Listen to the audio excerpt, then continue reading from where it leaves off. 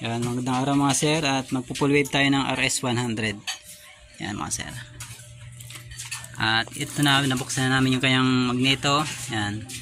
Ito yung kanyang light coil. Yan. Ito yung kanyang primary. Ito yung light coil.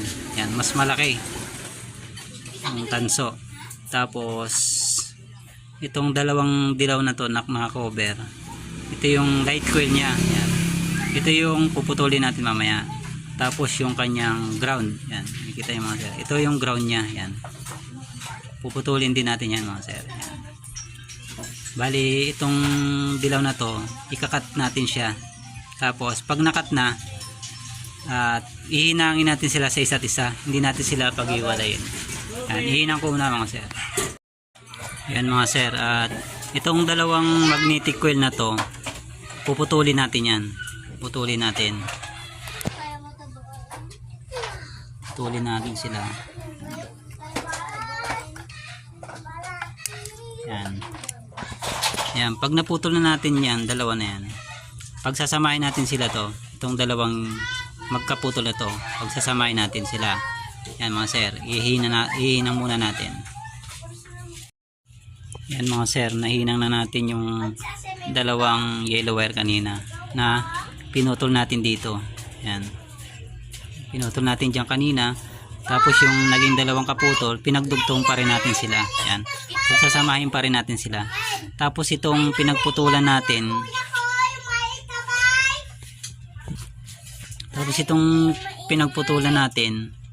dito naman natin idudugtong sa ground nya. Yan. Dito sa ground. Yan, ito ground. Ito yung kanyang ground. Putulin din natin yan. Tapos dito natin siya idudugtong. Yan, ihinang muna natin.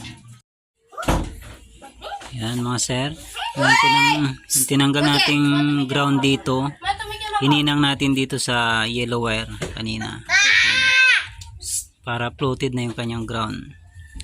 Yan, ibabalutin na lang natin tape. Yan. Tapos ito yung yellow wire na pinutol natin dito na pinagsama natin. Yan mga sir. Tapos sasalpak na natin yung 5 wires. Sikanan lang to mga sir. Mawirings natin. Balutan muna natin to, tapos babalik na natin sa loob. Pero isang balot kami. Yan mga sir, naisoli na natin yung kanyang light coil. Isang balot. Tapos ito yung dalawang wires galing sa kanyang stator. Yan. White wire at saka yung yellow na may lining na red. Diyan natin lalagay yung 5 wires na charger. Wires muna natin. Mga sir, i-check natin tong yellow at saka yellow with lining na red at saka itong white kung goods ba yung ating pagpo-full wave yan.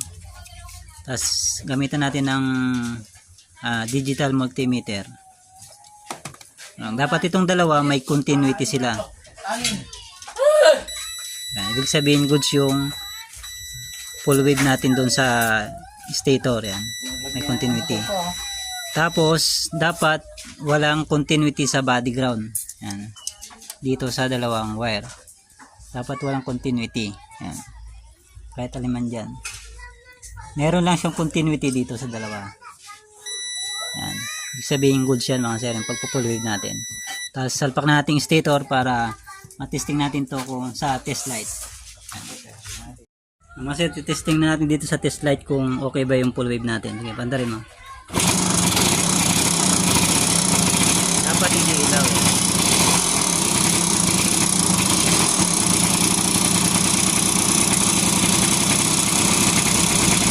Ilaw lamang siya dito sa dalawa.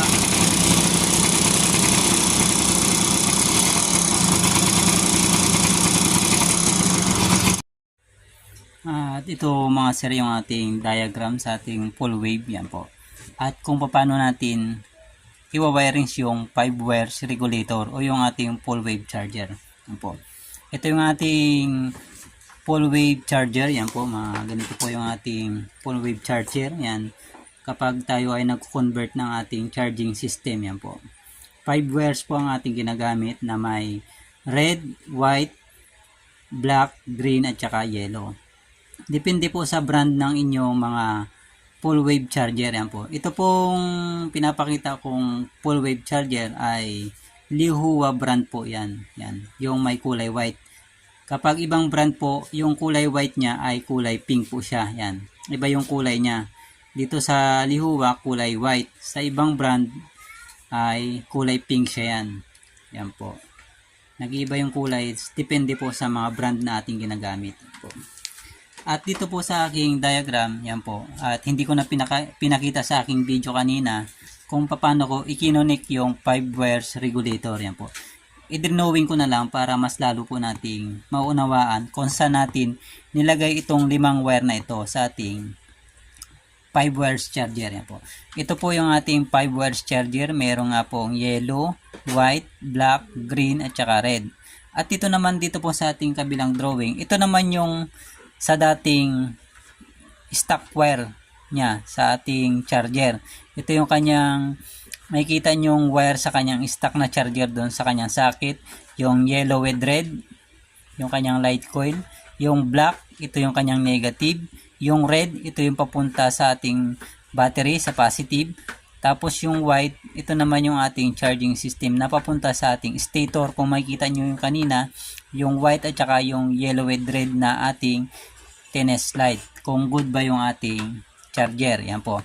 At ito naman po, yan.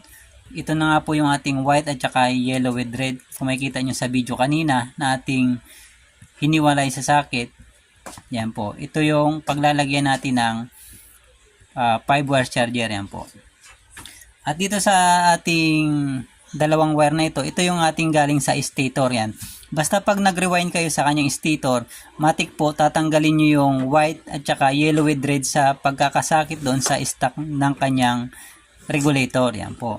Tapos, i-connect po natin dito sa ating full wave charger. Yan po. Itong yellow with red, i-connect natin dito sa ating 5 wire charger. Yan po.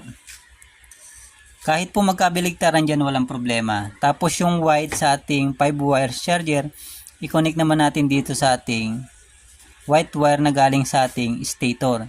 Kahit po magkabaligtad yung paglalagay nyo dyan, wala pong problema. Basta mailagay nyo yung white at saka yellow with red dito sa ating 5 wires charger dito sa yellow at saka white. Yan. Sunod naman natin yung ating black wire sa ating regulator. Ito naman yung ating accessories, yung black wire sa ating charger sa 5 wires. Ikukonekta natin dito sa ating stock na wire sa ating regulator. Yung dati nating stock na wire sa kanyang regulator. Ikukonekta natin yan. Pagsasamahin natin sila. Yan.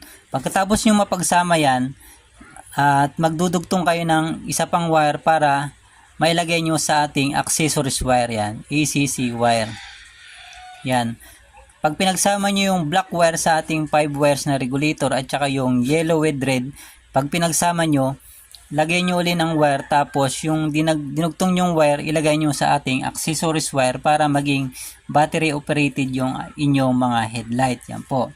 Yung accessories wire ng ating Yamaha RS100 ay kulay brown. Yan. Brown po yan.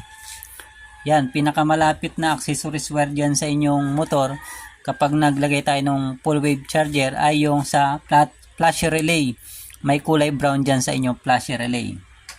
At isunod naman natin yung kulay green sa 5 wires nating na charger. Ito yung kulay green ay negative. Tapos ang negative ng Yamaha ay kulay black. Pagsasamahin natin silang dalawa yan. Connect nyo lamang po silang dalawa yan.